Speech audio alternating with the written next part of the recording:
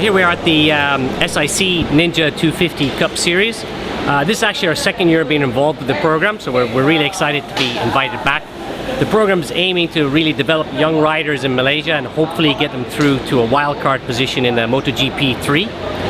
My job and Rebel is really to make sure we get their fitness levels up to standard to be able to handle one of these bikes, make sure they understand correct hydration levels and also correct nutrition, so they know that how to eat to be a champion. So from last year we have about 4 of the old riders are being brought back onto the program, so it's been really interesting to watch them. They obviously took on board everything we taught them last year, and we can see that their fitness levels are much higher than the current crew that have come in. This group is really interesting because we have a lot of very young riders, and just from the first day or two we can tell that their exposure to health and fitness and exercise movements very, very limited.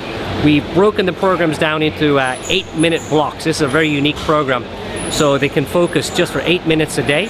As they go along, we'll add those blocks on so they'll get fitter and stronger, and we hope that we'll see that reflect on times on the one of the units we like to use is the RIP 60 training. It's a suspension training system. A couple of things I like about suspension training is it's very lightweight, it folds up, it goes in your bag, it goes anywhere, so there's very, very little excuses for not being able to train, whether it's at home or either on holiday. This thing is fantastic. Now what I like about RIP 60 above some of the other suspension training systems is it's got bigger hoops, so it's a little bit easier to get into, a little bit faster for turnarounds, so I can change exercises quite fast and the riders can get in and out of the system quite quickly.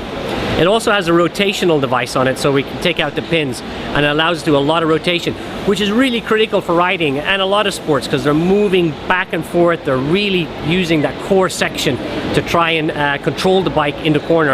As much as they're using the upper body, the core is probably more critical and lower body to riding a bike safely. And that's really the reason we went with the RIP 60.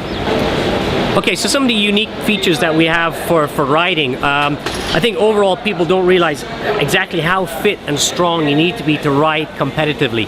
These bikes take on a whole new life form when you start driving at high speeds. The physics change. For instance, you're going into a left-hand corner at high speeds. You're actually pushing the bike out. You're not turning in. So this creates a lot of torque in the lower body, so that we need a lot of lower body strength to hold onto the bike, upper body strength to turn out, and of course the core muscles really fully engaged to balance the rider and control the bike. You know, less than half a second later you're going to flip the bike and all of that reverses immediately. So the biker, at the beginning stages we're really working on their stamina, because they're inside these suits, they're sweating, they're losing water, their performance levels are going to be deteriorating. So we're really trying to get their stamina and their fitness levels and the cardiovascular levels in particular to a high standard. At the same time, we're really focused on working on the core, which again our RIP 60 brings us in. All movements require core to be locked and working solidly. So we're really focused on that for the first couple of rounds. As we progress, then we're going to break the program down a little bit. We'll get a lot more specific with inner thigh, forearm flexors, even down to the metatarsals and carpals. We'll be working on them. These are the little muscles in their fingers and little muscles in their toes, because those need to be finely tuned as well, because they need them when they're working at high speed. Forearms are locked, they still need to be able to control the bike, and all the levers are in those positions. So it gets, as we go along, it'll get a lot more technical. But at the beginning, we just really want to get some stamina levels up and a little bit of basic strength, and particularly on the core.